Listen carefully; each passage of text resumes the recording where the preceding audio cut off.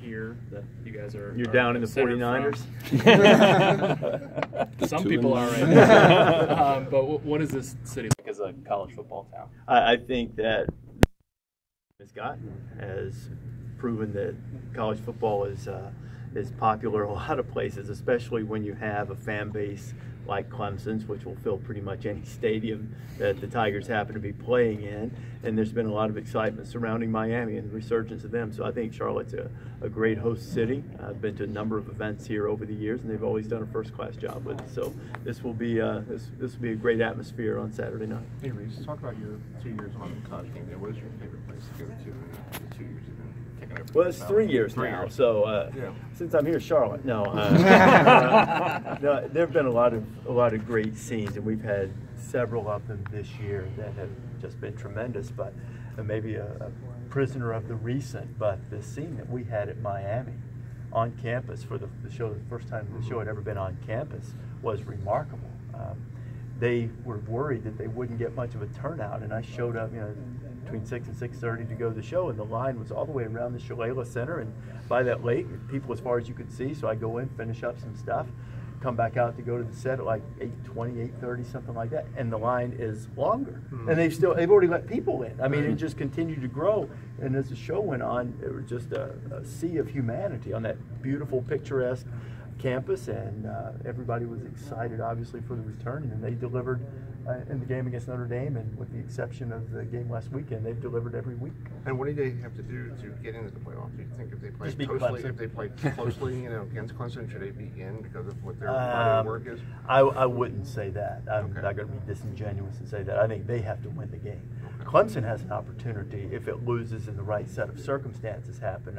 On the show Tuesday night, I said that I thought maybe Clemson would be in anyway, and Jesse Palmer rightly pointed out, what if Wisconsin and Georgia win? Right. That would be a circumstance under which I think they probably would not. But I think I'm sort of assuming Auburn's going to win. So I think Clemson has a chance with a loss in a highly competitive game, that it would be a very good chance that they can get in. But I think Miami has to win. Miami is in a pure quarterfinal situation. Win and in, lose, and have a really nice bowl and a great season. Surprised that the ACC is in Charlotte? Are you surprised that the ACC is first time here in Charlotte? And what does that say about the resurgence of the conference? That this has college football playoff implications. Well, look, you could make the argument that Clemson's taking over the sport as the premier dynasty. Now, Alabama has been longer, but they're about to, if they can win, they'll win the 3rd straight ACC championship, go to the playoff for the 3rd straight year, have a chance to go back-to-back national championships. If they were to win, it'll be a challenge. I'm not saying it's a foregone conclusion, but what the ACC has done in terms of upgrading its coaching and its level of play, commitment to the sport, I think sometimes we overdo all of this conference supremacy talk, because really what you're talking about, there are elite teams in several conferences, but there's some depth here, and Clemson has been the standard bearer for the last several years in terms of facilities and excellence and recruiting and pay scale, and you name it. They've sort of set the bar, and if you want to compete with them, you have to keep up. Alabama wins the Iron Bowl. Do you think you're here this week? I don't know. Toss up, probably. If you have, undefeated Alabama #1, maybe we're there. But I mean, this is pretty high level stuff. This is still, you would have had a toss up on either one. Both would have been straight out quarterfinals. They still are, but you have the reigning national champion and the #1 team here, so that tipped the scales in the ACC's favor, I think. Rece, when you look at, I'm curious. They've been 2 different teams. On the road, playing down the competition, and at Hard Rock, they've been almost unbeatable. What do you think you see tomorrow as far as the Miami team and what kind of team they put on the field against Clemson? I think they'll play hard, and they'll play with purpose and passion, trying to prove that what happened last Friday at Pittsburgh wasn't them, that was the aberration. But your point's well taken. I mean, early in the season, they pulled some out of the fire. Now, that's to their credit. But I think it's also probably reflective of a relatively young team in some spots, and if not necessarily just young in personnel, they're young in the evolution of the program under Mark Richt.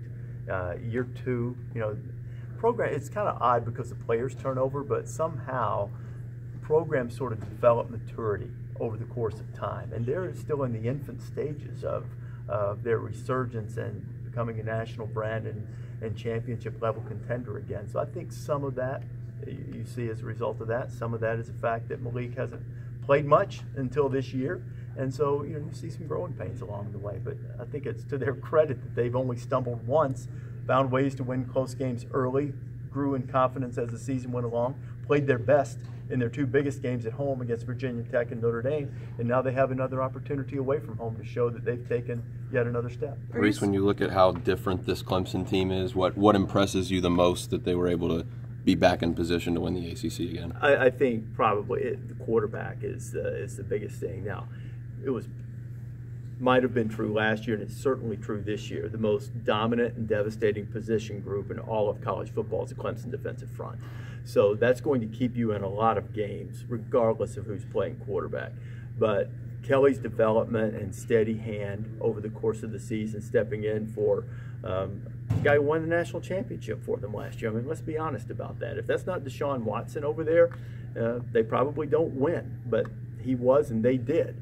And for him to be able to step in, play with, I think, pretty good level of consistency over the course of the season and be as important as he is from a leadership standpoint is really, really impressive. I think that and finding another dude like Etienne who is, is pretty explosive, but Dabo's been recruiting at such a ridiculous level. They're just rolling the next dude in there.